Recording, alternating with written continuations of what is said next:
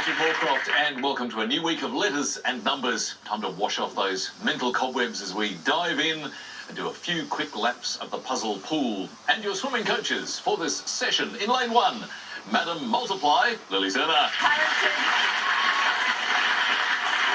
Actually, are you still swimming, Lily? I go when I can. It's hard to be consistent, but yeah. Actually, can you do butterfly?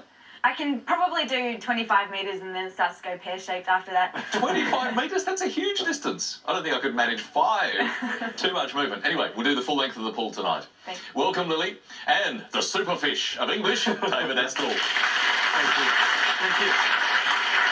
Well, David, we've had a weekend. You always get to hear or do something interesting over the weekend. What's happened? I plunged into an article, actually, and it was about translations. And there are some things that are very hard to translate, and possibly one of the most untranslatable pieces of literature would be the Lewis Carroll poem Jabberwocky, particularly if it's being translated into Chinese. Somebody actually tried to translate Jabberwocky into Chinese. Well, the right man for the job in the 1920s, his name was Y.R. Chow, and he could speak 14 languages, including English backwards. He was an incredible man, and he tried to translate Jabberwocky, which is full of nonsense words, and the best that he could come up with was exploding neck dragon. If there was anyone fit for the job, it was that man, and even he failed. Jabberwocky translation on a Monday night. Lovely stuff, David. Thank you. Welcome, and let's meet our first contestants for the week. Starting with a carryover champion, accountant and sports enthusiast, Simon Walsh. Welcome back, Simon. Thanks, Richard. We had such a good time on Friday night with you and your wife Carla, both competing against each other. As it so happened, you came out the winner of that particular competition. Did you enjoy the weekend and have a little bit of a debrief of your techniques? Oh, you got to make sure that you keep the wife happy. So I took her out to dinner, and happy wife, happy life. Interesting philosophy, but it was a great game on Friday, and we look forward to a terrific one tonight. Thanks, well done. Welcome back, Simon. And Simon's challenger is a policy analyst for the Irish government and very keen traveller, David Byrne. David, welcome. Thanks, Rich. Now, you've been travelling, but you've got an ambition to cover how many continents? I suppose when you define Australia as a continent, Yeah, absolutely. I'm going to call it a continent. So all of the continents you want to get to? Yeah, I think Antarctica might be the hardest. There's limited opportunities to get there, but I think if we put our mind to it, we can do what we need to. Yeah. So how many continents have you managed to visit so far? So far, well, Europe, Asia, and Australia. So we've a bit to go, but that's part of the fun. That's going to be part of the excitement of the next few years. Yeah. Well, look, welcome here tonight. So please welcome our carryover champion, Simon Walsh, and challenger, David Byrne. Our first lap of the pool tonight is the letters game. Simon, you get to choose first. Can I start with a consonant, please? You sure can. R. And another consonant, please? N. And another consonant, please? T. And a vowel, please? E. And a consonant? F. And a vowel, please? Another E. Another vowel, thank you. O. Another vowel, please? Another E. And finally a consonant. And lastly, L. First 30 seconds of the week. Personally, let's start with T.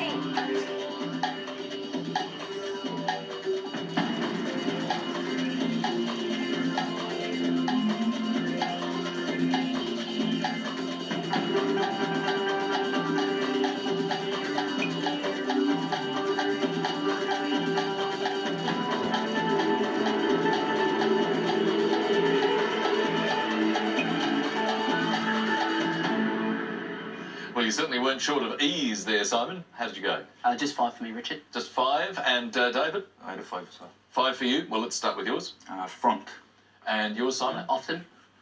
Couple of 5s, David? Couple of 5s. The E's were a bit of a curse. We were drowning in honey, as the expression goes. I put out my feeler, which was 1, 6. Of course, those 5s are fine. And fleeter was the 7 there. And interestingly, because it is a one-syllable adjective without a spelling shift required, then fleeter, the comparative form, would also be acceptable. So fleeter was the 7. Good work. Good start, though, for Simon and David. 5 points each. Well, let's hope we're not quite so E-laden with our next letters game. David. Here to choose. Thanks, Richard. Can I start with a consonant, please? Thanks, David. D. And a vowel, please. A. That looks familiar. Can I have a consonant, please? Let's see if I can spell your name. H. And a vowel, please. O. A consonant, please. S. And a consonant again, please. N. And a vowel.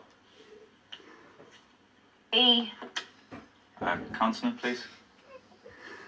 T. And we'll finish with another consonant, please. And last letter X.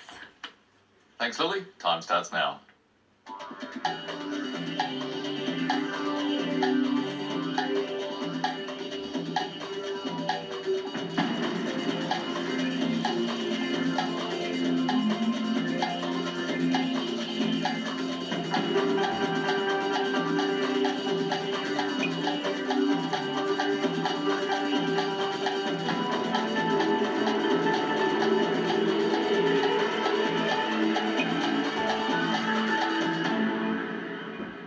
Well, how many, David? 7, Richard. That sounds good. Simon, Only 6. let's hear yours first. Stoned. And your 7? Handset. Handset. Sounds an interesting one, David. It's a great word. Well done, David. Good play. Handset is good. Obviously, it's the sort of mothership of a phone, most likely, as the handpiece goes wandering around the house. I would have asked on that last letter for a vowel with the potential of an E creating headstone. As it was, instead of head, hand was the best for 7. Good stuff. So a great score on that round for David, 7 points. Well, maths cap on now as we begin the numbers game. One contestant chooses the numbers, then both try to get as close to the random target as they can using some or all of the numbers, but of course, only once each. Simon, what combination for you? Can I get 2 large and 4 small? Thanks, Lily. Thanks, Simon. That's too large for small. And our numbers. 9. Another 9. 1. 6. And the too large, 75 and 25. The target to reach is 814. Thank you, Lily. 30 seconds to get there.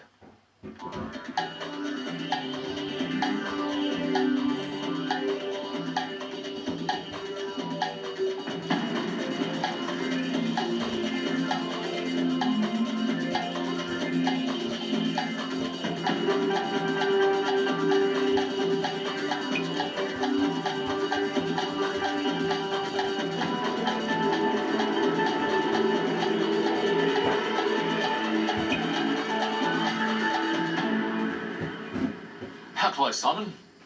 I actually meant outside the range. Outside the range? Oh, bad luck. What about you, David? I think I have it. You say you're on target, 814? Yeah. Okay, tell us how you got there, please. If you take 25 and add 75 to it, you get 100. 25 plus 75 is 100. And then we're going to take 9 away from that, Lily. Yep. And using your trick, multiply that by 9, so it's 900 minus 81 gives you 819. 19. And then if you take 1 from 6, you get 5, and take that away gives 814. Okay, take 1 from 6 is 5, and take that away is 814. Well done. Wow. That's our mind working at high speed there. Well done, David. Right on target. Nice method too. And that 100 minus 9 in brackets there, a little bit of Lily tweaking technique. Good to see it being used. Did you do it the same way, Lily? I did actually do it the same way, and it wasn't easy, so well done, David. Yeah, good work. Great start in the maths department. So 10 points to David. That means our scores at the moment. Simon's on 5, David's on 22. We're heading for our first break and your first word mix, which is cart fair. And the clue, the art of flying. Back in a while.